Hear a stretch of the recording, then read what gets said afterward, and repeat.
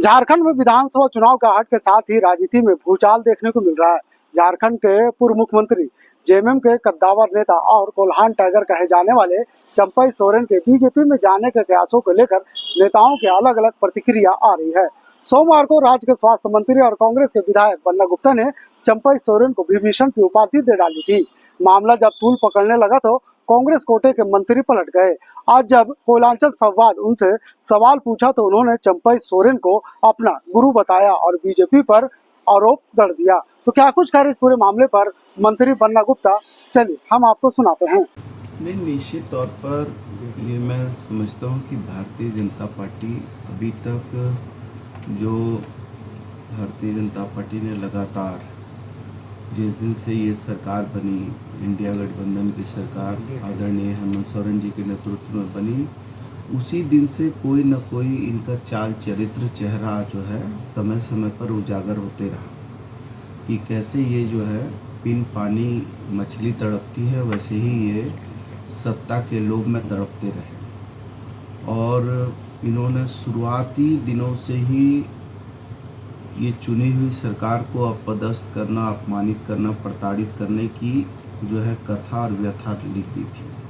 लेकिन ये बार बार असफल होते रहे, बार बार ये प्रयास करते रहे और बार बार इनको मुँह की खानी पड़ी। झारखंड की जनता ने इनको समय समय पर बताया कि झारखंड की जनता ना किसी को पीठ में छुरा भोंकती है, ना छुरा भोंकने वाले को पसंद करती है।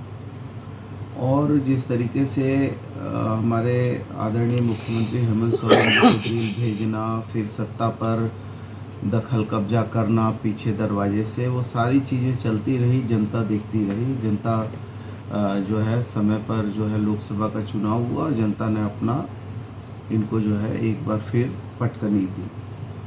अभी हमारे पूर्व मुख्यमंत्री आदरणीय चंपई सोरेन जी को हेमंत सोरेन जी ने जब विपरीत परिस्थिति हुई तो सबसे ज़्यादा अपना करीबी जान के और गुरु जी के विश्वास पात्र मानकर उन्होंने सत्ता जो है उनको सौंप दी। और वो सत्ता को आदरणीय हेमंत सोरेन जी के सानिध्य में, गुरु जी के सानिध्य में आदरणीय सोनिया गांधी, राहुल गांधी जी, मल्लिकार्जुन खड़गे साहब, मीर साहब के सहयोग से चला रहे थे। लेकिन जब हेमंत सोरेन जी को जमानत मिल गई और वो जेल से बाहर आए और जिस तरीके से भारतीय जनता पार्टी ने चंपई सोरेन जी को ट्रैप किया और ट्रैप करके जिस तरीके से फिर से एक बार इनके जो है मुंह में लार टपकने लगी और फिर ये जो है, चूँकि इनकी आदत रही है कि कैसे भी करके ये विधायकों को तोड़ना, सांसद को तोड़ना, मंत्रियों को तोड़ना और तोड़कर जो है सत्ता पर काबिज होना, जो इनकी एक सरल आदत है। जिस सरल आदत के तहत इन्होंने फिर एक प्रयास किया और प्रयास करके चंपई सोरेन जी को इन्होंने ट्रैप कर लिया। और चंपई सोरेन होती है, झारखंड के लोग सीधे साधे सरल लोग हैं और सीधे लड़ने वाले लोग हैं। और मैं तो विरासत से आया नहीं हूँ, मैं तो हिरासत से आया हूँ, लड़के आया हूँ। और मुझे इसलिए चंपई दा के प्रति हमको सहानुभूति भी है कि चंपई सोरेन जी जमीन के नेता होकर और भारतीय जनता पार्टी के इस साजिश के शिकार कैसे हो गए। और भारतीय जनता पार्टी की कभी भी कोशिशें यहाँ कामयाब नहीं हो पाएंगी और हमेशा यहाँ की जनता इनको मुंहतोड़ जवाब देती रहेगी। आपने कहा कि विभीषण मतलब रावण का मतलब नहीं होता है। विभीषण का मतलब होता है कि जो सबसे विश्वास पात्र होता है और जो सबसे ज़्यादा जिस पे आदमी विश्वास करता है और यदि वो धोखा करता है तो एक जो है ये एक उपाधि होती है या एक बोलचाल की भाषा होती है। लेकिन मैं तो ये कहूँगा कि भारतीय जनता पार्टी को ये पूछने का अधिकार ही नहीं है, बल्कि मैं तो भारतीय जनता पार्टी को धन्यवाद देता हूँ कि भारतीय जनता पार्टी ने जिस तरीके से गलत स्टेप उठाए हैं, जिस तरीके से दिसोम गुरु शिबू सोरेन के पुत्र को अकारण जेल भेजकर जो झारखंड के आदिवासी जनमानस को, दलित पिछड़ों को अपमानित और प्रताड़ित किया है, उसी का नतीजा है कि हेमंत सोरेन शेर थे तो बब्बर शेर बन गए।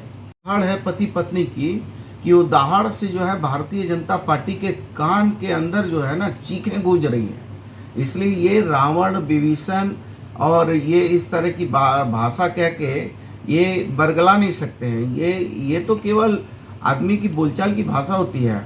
हम तो ये कहेंगे कि आपने तो राम के साथ भी छल किया, और राम के साथ यदि छल नहीं किया होता तो आपकी अयोध्या की सीट कैसे चली गई? अयोध्या में क्यों आप हार गए? बद्रीनाथ, केदारनाथ, चारों धाम में आप हार रहे हैं क्यों? क्योंकि आपका जो है मन मस्तिष्क जो है वो ना अध्यात्म के तरफ है और ना सनातन के तरफ है।